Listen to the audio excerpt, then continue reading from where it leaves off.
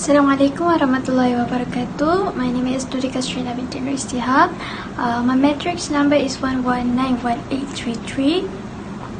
And I'm going to start this presentation with the introduction first.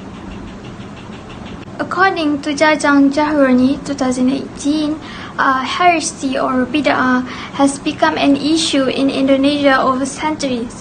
This movement, Muhammadiyyah and Nahdlatul Ulama, was founded and played a role to protect the Islamic teaching from this deviant act.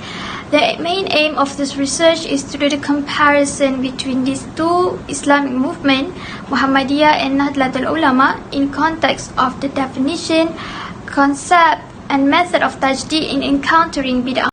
This presentation also divided into three main parts. The first one is the origins of Muhammadiyyah and Nahdlatul Ulama. The second one is the viewpoint of heretical practice or bid'ah according to Muhammadiyyah and Nahdlatul Ulama.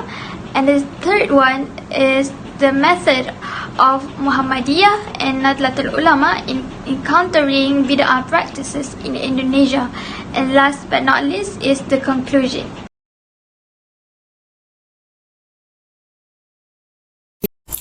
Assalamualaikum warahmatullahi wabarakatuh. My name is ATHIRAH BINTI ZAKARIA.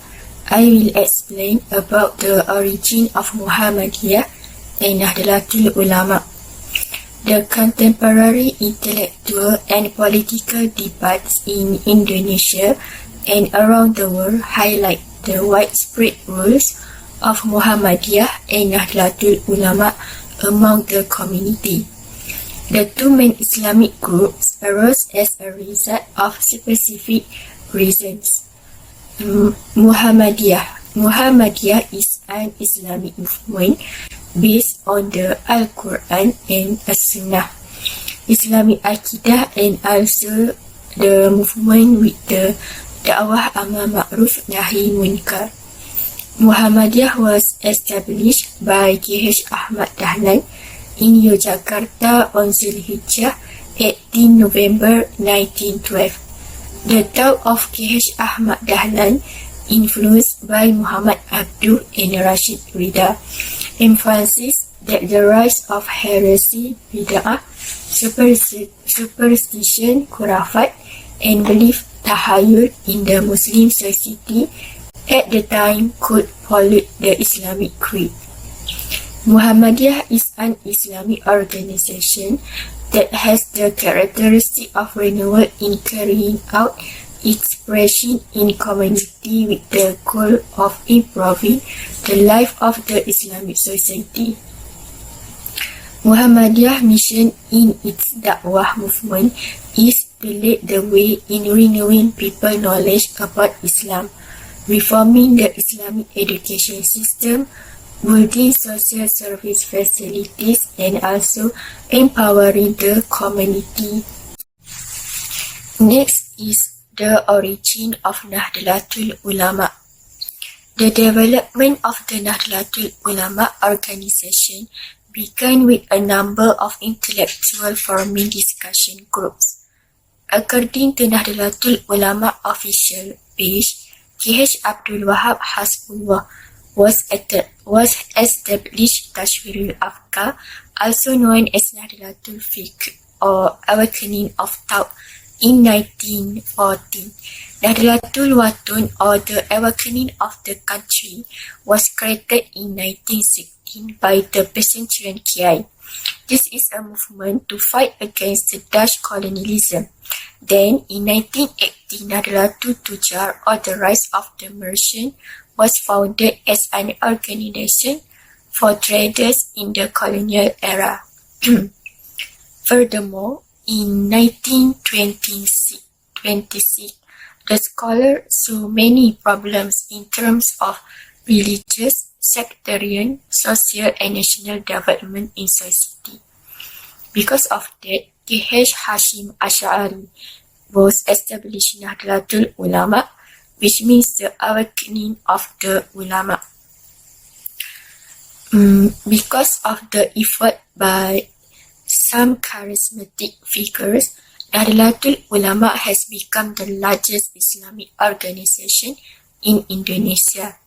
Nahdlatul Ulama is a continuation of the existing organization. However, compared to previous organizations, Nahdlatul Ulama has a more comprehensive coverage. The historic event also demonstrates that Nahdlatul Ulama not only responds to the situation of social problems in the country, but also upholds the cultural heritage and Islamic civilization that carried by the Prophet Muhammad sallallahu alaihi wasallam. That's all from me.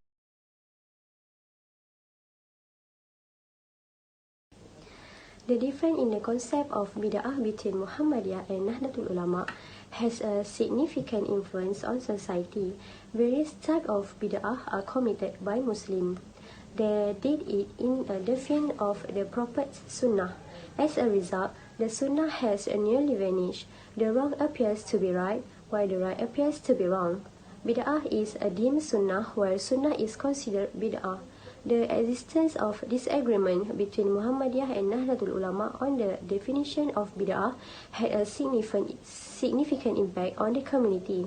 This is because the community has made these two groups as a priority in obeying the provisions of the legal basis for enforcing Islamic law in Indonesia.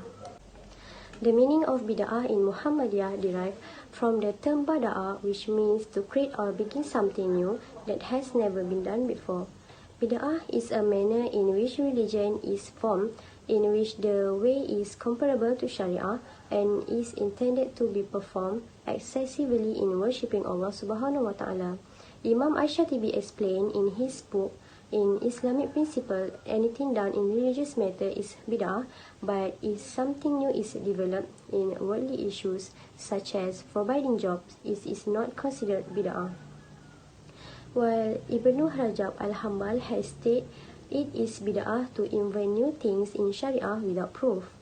In Nahdlatul Ulama, Hashim Ash'ari argues that lafaz al-bid'ah repeat Shaykh Zarruq's speech from the book Iddati al-Murid in terms of shara, which means creating something new, emerging things in religion to be part of religious matters when they are not whether at the level of speech, description or actuality. Nabi Muhammad SAW said, "Whoever creates a new item in the matters of my religion, even though it is not part of it, is rejected."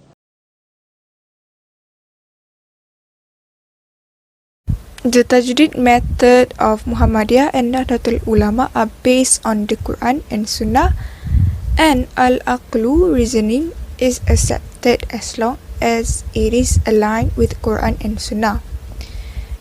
If we look into the purification of Muhammadiyah, it consists of two Tajdid parts. First is from the aspect of the creed, which is to free the creed from the element of shirk and superstitious belief. Second is in the aspect of muamalat dunyawiyah, which to fit people's life in accordance with the culture according to Quran and Sunnah. As we know, bid'ah were divided into two, bid'ah dalalah and bid'ah hasanah.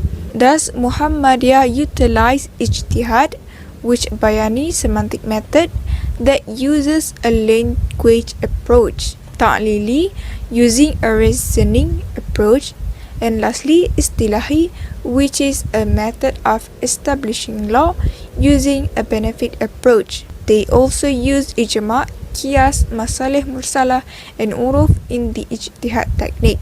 While Nahdlatul Ulama use method istinbat, which is divided into three. First is the qawli method, is quoting directly from the text of the reference book. Second is ilhaqi method, which is to analogize the law of certain problems that have no legal basis with similar cases already stated in a reference book. And the last one is the manhaji method, which traces and follows the istinbat method of four mazhab related to problems that could not be answered by the method of qawli and ilhaq. The second part of bid'ah is bid'ah hasanah. Okay, the famous issues regarding this have been discussed by both movements, which is Maulid Nabi. In Muhammadiyah perspective, Maulid Nabi does not have necessity and could lead to bid'ah dalalah and must be abandoned.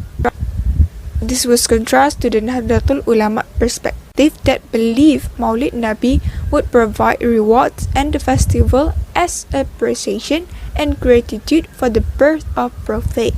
Hence, in this context, we should respect each other's views because these disagreements are included in Furu'uddin that does not lead to astray, and the disagreement in Furu'uddin also happened in convenient era. From this, I can say that Muhammadiyah approaches is considered as hard approach while Nahdlatul Ulama is soft approach.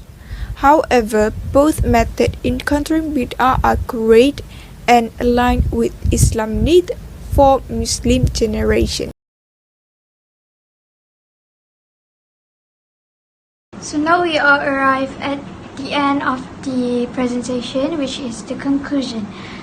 So based on the research, Muhammadiyah and Nahdlatul Ulama may have significant difference in context of the different definition, concept and method of Tajdid in countering heretical practices. However, these two movements still derive by the primary reference, which is the Quran and As-Sunnah. According to Shafi 2015, this disagreement should not be highlighted to avoid disunity between Muslim society, as it is not contrary to Islamic law. These two movements are active in the religious, social, and national matters, and their main goals is to establish educational institutions at various.